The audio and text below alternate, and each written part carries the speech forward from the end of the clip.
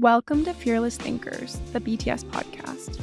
My name is Masami Cookson, and our host is Rick Cheatham, head of marketing at BTS. On today's show, Rick sits down with Henrik Ekelund, founder and chairman of BTS Group. As CEO for 36 years, Henrik led BTS from its start in a cold garage in Stockholm.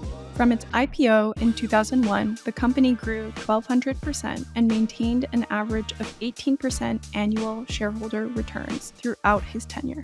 In addition to his work leading BTS, Henrik is an investor and board member for many startups and high-growth companies and is involved in several charitable causes. Henrik also writes for major publications such as the World Economic Forum on the subjects of economic policy and economic growth. Hey Rick, how's it going today?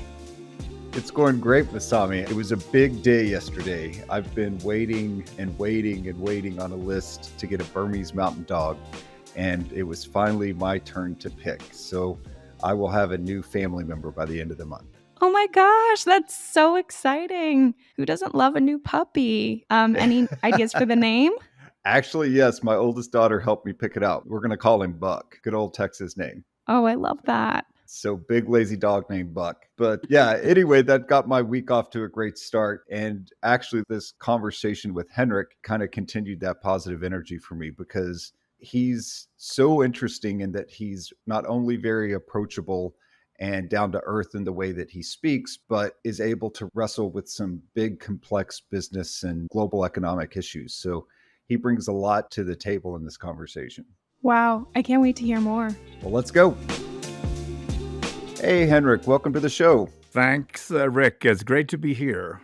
Well, it's always a pleasure to sit down and chat with you, but I'm curious, what else have you been up to these days? I'm still very involved as chairman of BTS, but these days I have more time. On the professional front, I was at a very stimulating and educational meeting at the World Economic Forum, but I also had some time to do one of my passions. I did some adventure sailing. I enjoyed that a lot. Wow, that's phenomenal. As a young student at university, I had the chance to teach sailing off the coast of Cape Cod here in the US one summer. And I've always wanted to go on a real sailing adventure, but have never made it. So that sounds fantastic. You know, it is. I mean, it's a lesson in teamwork, it's exploration, and you're close to nature. I'm truly passionate about that. Sounds fantastic. Obviously, you just mentioned being at World Economic Forum. I know you're a constant student of business. I'm sure our audience would love to hear your perspective on something larger than just business trends today, but more, what are the macro trends that are going to be affecting us well into the future? I think that's a great question. And I tend to think about 5 macro trends, and they all start with a D. So let me give you the summary. Number 1, declining demographics. Number 2, deglobalization. Number 3, digitalization. The 4th one is about diversity, equity, inclusion. And the 5th, decarbonization. So that's the big overall summary of those macro trends. Those are all huge things that I know actually already affecting many businesses today, and I would think would be even more significant in the future. So let's dig into that first one and the shift in demographics as birth rates continue to go down. Share a little bit more of what you think the impacts are there. Yeah, Rick, this is the most inevitable trend. Just looking at the math, how birth rates have declined from the 1990s. We know that the demographic pyramid will change. That will lead to slower economic growth, to shortage of talent, difference in how much we save and consume, and what we buy. It could also put further strain on public finances. And if you look at those deeper, there are some big consequences for, basically every business. And it's really interesting to me, just as a dad who has a couple of kids in university right now, one of the job segments that always pops up is actually in caring for the elderly, and how that, I would assume, is just going to continue to grow as a segment of the economy, but also, as you just said, potentially put a strain on the support systems. Yeah, Rick, basically with a larger proportion older people than younger people, the services and the products that are demanded will shift quite a bit, and that will impact many companies. It will create growth markets as well as declining markets. And we know that in the next 10 years, we have a lot of experienced people that are retiring. And it will be hard to replace them with the younger people because it's not enough of them. So that makes all the sense in the world to me. And then I'm curious as to what you mean by deglobalization. Yeah, that's fascinating, and a bit scary. We've lived in a world for, I would say, 70 years since World War II, when we become more and more globalized. Free trade, integration, more peace, and so on. And that has just shifted big time. We are facing geopolitical uncertainty. We are facing more shocks, a less stable international environment. And what it looks like right now is we move towards a more regionalized world where technology and supply chains are concentrated within blocks of nations. So, blocks of nations that feel they trust each other and work together, they will trade, and there will be less trade between the blocks. Obviously, this has a big impact on the supply chains of companies, the markets they can sell to, prices of different input factors. And so, this trend, which we've seen for about 4 or 5 years, if it continues, it will be significant. And I'm curious, is there a cultural element behind this? In other words, it seems like there is a little bit of a rise in nationalism and protectionism around the world these days. That's another interesting factor. We've been on a run for free trade, basically 70 years since 1945. Trade has been freed up and global trade has just exploded. And then the last, I would say, 7, 8 years, we see higher tariffs, we see trade barriers, we see more protectionism. Well, then I believe you said the third one was digitization, and I would think that that digitization would actually help relieve some of the pain caused by that demographic shift that we were talking about earlier. But what are some of the other impacts that's having for us? Rick, that is a great point. Everyone is talking about artificial intelligence, and for a very good reason. AI, automation, machine learning. I believe almost every company on the planet is now engaged to discover how value can be created by more and more adopting these new technologies. And AI has enormous potential. There's about 1 billion knowledge workers on the planet. So, knowledge workers, basically people who collect and process and refine information. And AI is the productivity tool for these knowledge workers. So, we're talking about a big, big change here. Yes, I would think that in a lot of ways, AI could be for knowledge workers kind of what the Industrial Revolution was for factory workers. That's a great point, Rick. It's the spinning jenny for knowledge workers. There you go. And massive opportunities to increase productivity in companies and the society, massive challenges.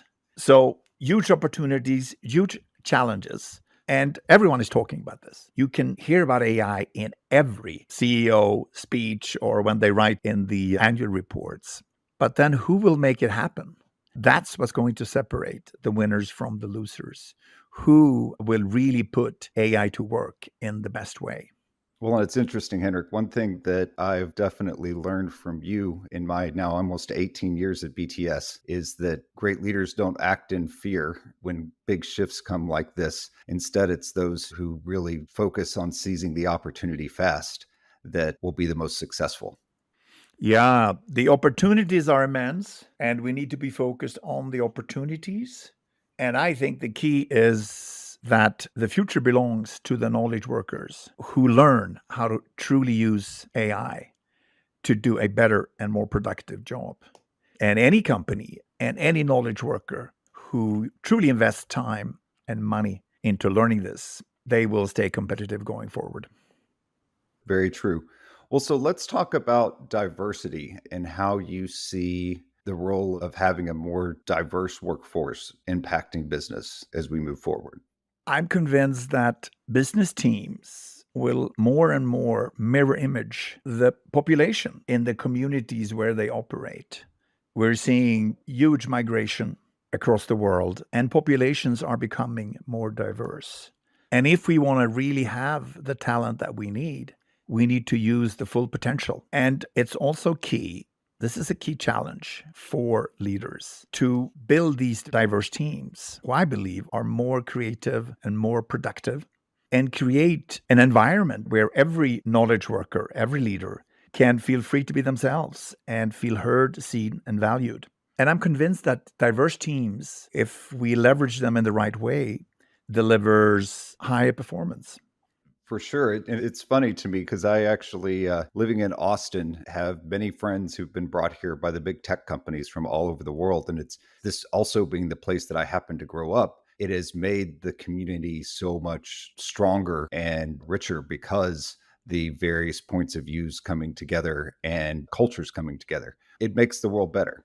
And may I ask you, how has the population changed in Austin if you compare today and when you were young? Well, now that's terrifying because I actually moved here originally in 1976 when when Austin was considered a small college town. And if you didn't work for the government or you didn't work for the university, you didn't have any business being here. And now it's become one of the great hubs in the US. I think the change you've seen in Austin happens all across the US and all across the world. And, companies need to build these diverse teams because that's the potential workforce they have and because those teams are more effective. So this is the future. It's a strong trend and companies need to focus on it to get the talent they need and to drive growth and drive performance. Great. Well, and then last but certainly not least, let's talk about decarbonization. Yeah, I think about my daughters and I speak with their friends. I realize how strong this is among the young generation and how they want to buy products from the right companies and how they want to work for the right companies. I think just the bottom line is that a business that doesn't set scientific targets to reduce emissions and execute on them, they will have fewer customers who want to buy their products and they will have fewer talent who want to work for them. It's just such a big macro trend that we need to move towards a more green society. And if you as a business gets behind this trend, you will lose out both in market share and getting talent on board. I think it's interesting, Henrik, and it's interesting even in the way that the big oil companies are positioning themselves now as energy companies and focused on even in their normal output and production, they're still focused on reducing their carbon footprint.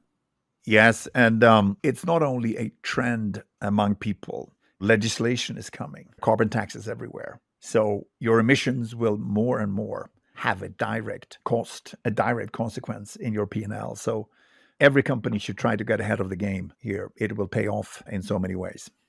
I'm actually glad you mentioned regulation because one of the things that you and I've talked about a bit that I know our audience would be really interested in is your thinking around how some of these trends translate not only into the success of businesses, but the success or failure of nations. Wow. That's a big question, Rick. You're asking a lot of me today, the mega trends for business and then also for nations. In 30 minutes or less. But thank you for just kidding. Thank you for the question. I've spent my life, I was CEO of BTS 36 years and still the chairman. So I spent my life working, consulting, researching, and always focusing on the question, how do companies become better? What makes companies succeed? And I'm still fascinated by that question. But more and more, I've started to reflect on nations. How can nations become better? How can nations win? How can they become more prosperous? How can they become better places to live? As you have done this reflection and researched some of these topics, what are some of the things that have stood out to you initially? It's fascinating when you look back a bit about the growth revolutions that have happened over the last 200 years. All of us, or our ancestors 200 years ago, they all lived poor, almost all of them, poor, short, tedious life. And now today, the majority of the people on the planet live double as long, they're much healthier, and they're much more prosperous, and they have more meaningful lives. And I've spent some time looking into those growth revolutions, spent some time looking into the success of the United States, of Europe, of the East Asian countries, of some countries in Africa and Latin America that have succeeded, trying to understand why do some nations succeed and others fail. I find that a very fascinating question. It really is. And I know neither one of us would even want to get close to being political. But back to that earlier deglobalization conversation we were having, I would think this rise in extremism on both sides, conservative or liberal, would negatively impact more than positively impact the ability for a nation to be successful? I mean, Rick, that is a good angle. I found some key factors that decides if nations succeed or fail. And I would tend to agree with you that many of the proposals we see around the world that are on the extreme left and extreme right would not be effective in building prosperity and economic growth. Henrik, I may be asking the impossible here, but I'm wondering if you could summarize for me what your findings are and what makes nations more successful. If you look at across history, and if you look today at all nations that have become prosperous, you find a lot of similarities. And to try to summarize that, and I have a lot more detail, I assure you, but to summarize that is really combining the right freedom with the right order. So nations that become prosperous, they typically have a lot of freedom. So if you look at the data, democracies build more prosperous societies than authoritarian countries. On average, freer markets, freer trade. So all that freedom is key to unleash prosperity. Take the extreme, if you go back when we had kings who had absolute power, that concentration of power is not good for prosperity. It's much better that many people, millions of people, can try their best ideas, and then the best ideas can survive. So that freedom in different aspects is key.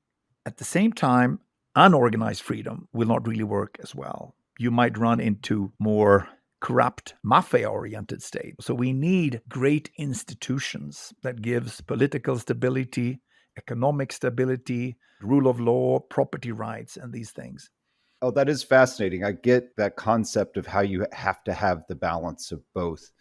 I'm wondering, though, if you could give us some examples of where that has played out in recent history. Just one very interesting example. If you look at the 19 countries who left communism in 1990 when the Soviet Union was dissolved, 10 of those 19 have done much better, like the Czech Republic, like Estonia, Poland, etc. And all of those 10 joined the EU. And in order to join the EU, they had to build institutions with good rule of law that was uncorrupt, with good property rights. And those 10 have fared much better than the others. An interesting example, by the way, when the Soviet Union was dissolved, the richest country by far was Russia. And all the 18 were far behind. Today, 35 years later, Russia is way down. And 9 out of those 10 countries who joined the EU and got better institutions are today way richer than Russia is. So it's that combination of freedom and order. And that means, coming to your question regarding the threats, things which will restrict that freedom. So threats against democracy, threats against free trade, over-regulation of markets. That's something that will be dangerous for our prosperity. And on the other side, if the rule of law is in question, if we get corruption, if we have instability politically, that will also pose risks for our future prosperity.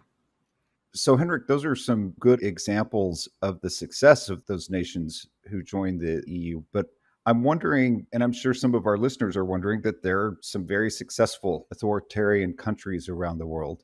And I wonder how you would counter that. The data is clear. If you look at the average of all countries, democratic countries perform significantly better. Number one. Number two, there is no high-income country today that is not a democracy, save a few oil states in the Middle East. One more example. There was this Hungarian economist. He defined the 111 most important innovations in the 20th century. The vacuum cleaner, the laser printed, and 109 more. Can you guess how many of those 111 were made in a democracy and how many were made in an authoritarian country like Russia or China? Gosh, maybe 100? 100 of 100? All 111 were made in a democratic country.